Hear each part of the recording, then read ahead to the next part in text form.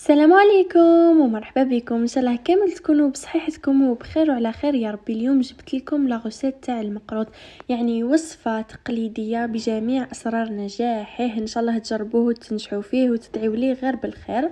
كما راكم تشوفوا معايا كنت استعملت 3 كيلات تاع السميد اللي يكون خشين، لازم خشين باش تنجح معكم هذه الوصفه وتجي بنينه بالبزاف. كنت حطيت شويه تاع الملح وشويه تاع السكر، حوالي مغرف كبيره هكاك تاع الملح وواحد نص مغرف كبيره تاع السكر.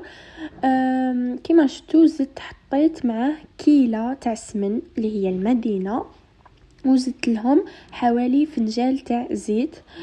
كما شفتوا نوعيه تاع الدقيق اللي كنت استعملتها هو سميد تاع سيسو. هذا جامي استعملته، يعني حوست على سميد تاع ماما وما لقيتوش متوفر، على ذيك استعملت هذا وكانت النتيجه يعني رائعه، عجبتني بالبزاف ونعود ان شاء الله ديما نستخدم هذا السميد. يعني جاتني الوصفه واو كيما حبيتها. ليسونسيال كما شفتوني كنت ندخل في هذاك السمن والزيت في السميد تاعي، كنت نمحر فيه كيما نقولوا حنايا حتى وين دخلته كامل. شوفوا الريزلتا اللي تتحصلوا عليها، شوفوا حوالي نص ساعة وانا نمحر فيه، نسي ندخل هذاك السمن والزيت في السميد تاعي اللي كيما قلت لكم يكون احرش.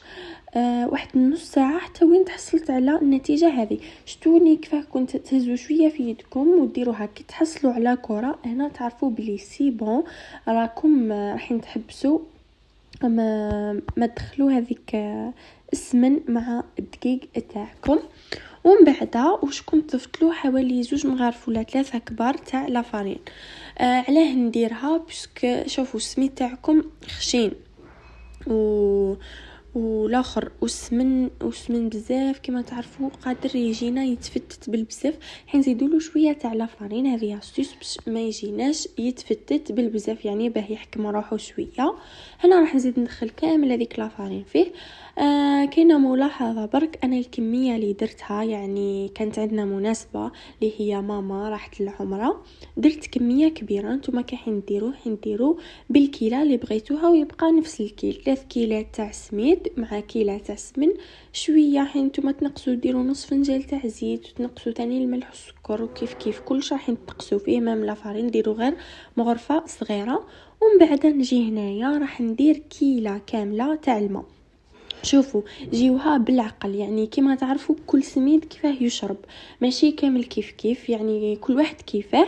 راح نتوما تعمروا كيله وتبداو ديروا بالطريقه اللي راني ندير فيها هكا بصبعكم، تسيو تدخلوا ذاك الماء فيه مليح وسيو تجبدوا هذاك اللي من تحت كامل وتعاودوا تردوه لفوق، وتبقاو ديروا بنفس الطريقه بالعقل حتى وين تشوفوها لحقتوا لاباط تاعكم تولي طريه ومليحه. انا الحق استعملت الكيله كامله.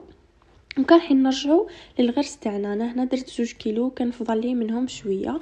راكم تشوفوا عندي 2 انواع، كان واحد عندي من قبل في الكونجيلاتور وجديد اللي راهو منا.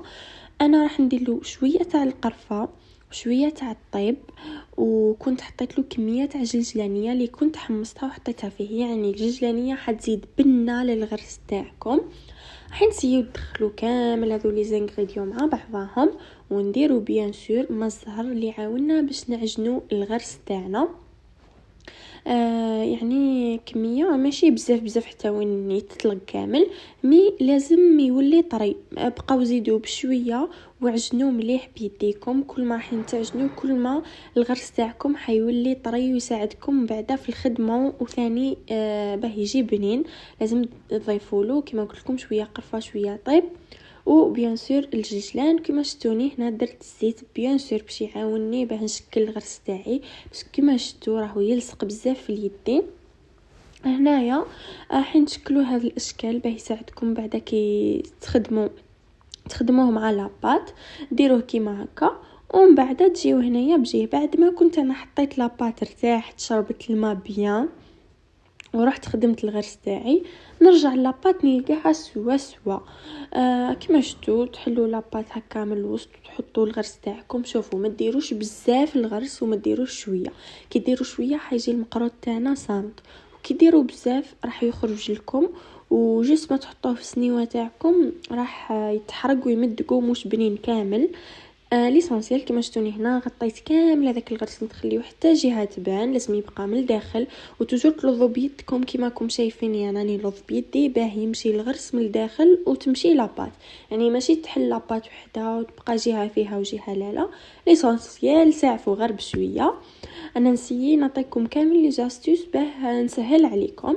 هنايا جبت المول تاعي، استعملت المول التقليدي تاع بكري، يعني قد ما نشريو لي مول توجور تبقى الحاجه تراديسيونيل هي المخيره. رايحين تطبعوا المقروض تاعكم وتجيبوا، لازم تعاودوا تلوظوه كيما هكا. كيما شفتوني انا عندي زوج هذوك لي مول تاع بكري خلاص كنت استعملتهم، سينو تقدروا تستعملوا اي حاجه تعاونكم باه تحافظوا برك على الشكل تاعو يبقى مليح. نجي نقسم حبيبات المقروض تاعي كيما راكم شايفين ونعاود نعدلهم كيما هكا باه يجيوني يعني الحبات سوا. نجيب المول تاعي راح نستفهم وحده عند اختها، لازم تلصقوهم في بعضهم باه يطيب لكم الطياب هذاك اللي يجي كامل دوغي من الفوق ولون واحد وعلى حبه كيما راكم تشوفوا. حنسيين نستفو كامل كما شفتوني مع الاخر، درت له من تحت كامل هكا بالموس باه يساعدني باه تهز لي حبه المقروض تاعي ليه ليسونسيال. انا هنا نسيت نعطيكم كامل لي زاستوس. عندكم الفرن تاعكم حنشعلوه على 180 درجه وتبقاو تعسوا المقروض تاعكم تطلعوا ليه كي تشوفوه بيان سير احمر هكا ولا لا كولر تاعو مليح. على حسب الفور تاعكم، كاين اللي يشعل من الفوق من تحت كيما تاعي انا، يعني نشعلوه من الفوق ومن تحت يطيب لي يعني قد وكاين اللي يشعلوه من الفوق وحده ومن تحت وحده، يعني جست ما حين تشوفوه حمار هكا من لي كوتي دوغي ماشي حمار بزاف. حين بيان سور تشعلوا شويه برك من الفوق يعطيكم هذاك لا كولور دوغي.